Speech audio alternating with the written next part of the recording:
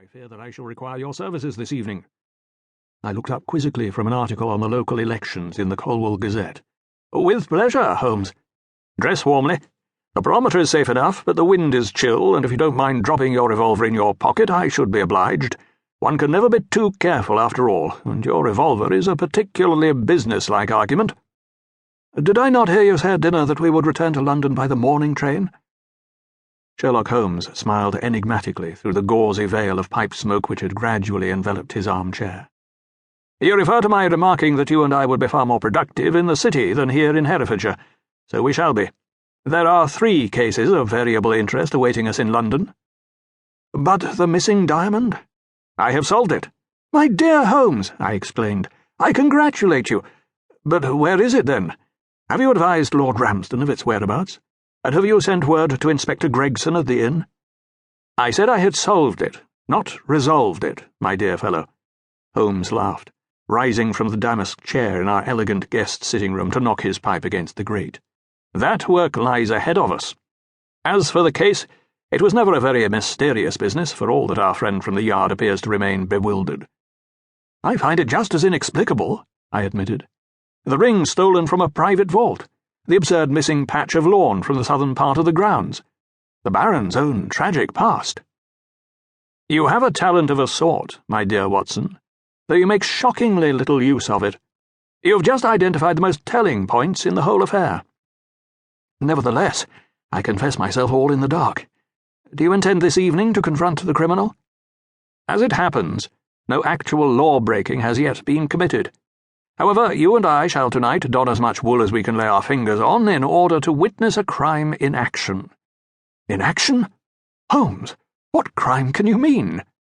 Grave robbing, if I have not lost all my senses. Meet me upon the grounds at close upon 1 o'clock, if convenient. The staff will be largely abed by that time. I would not be seen exiting the house if I were you.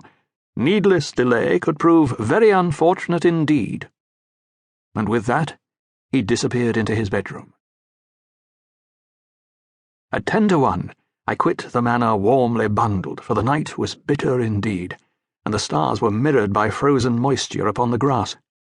I spotted my friend with ease as he wandered down a stately path groomed with an almost continental exactitude, apparently engrossed by the prospect of nature's constellations strewn across the sky with perfect clarity.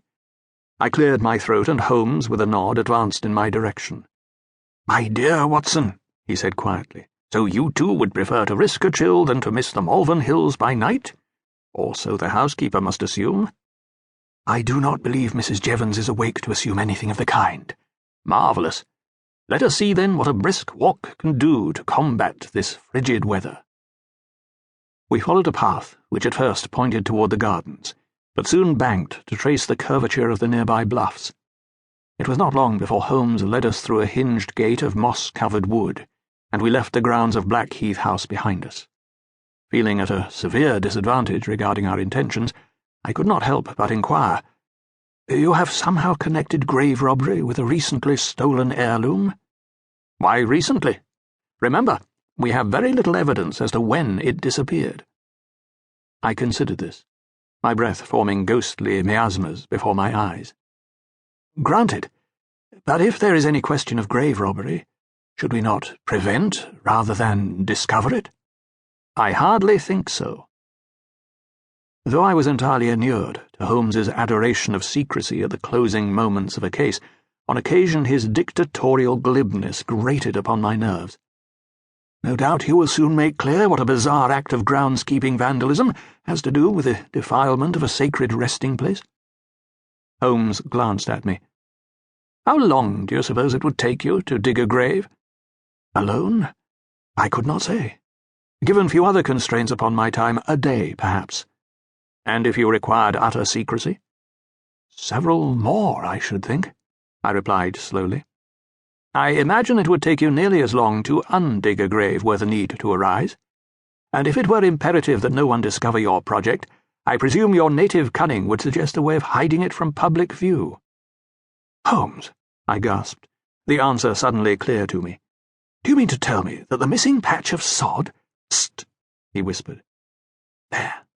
You see?" We had crested the top of a wooded ridge, perhaps half a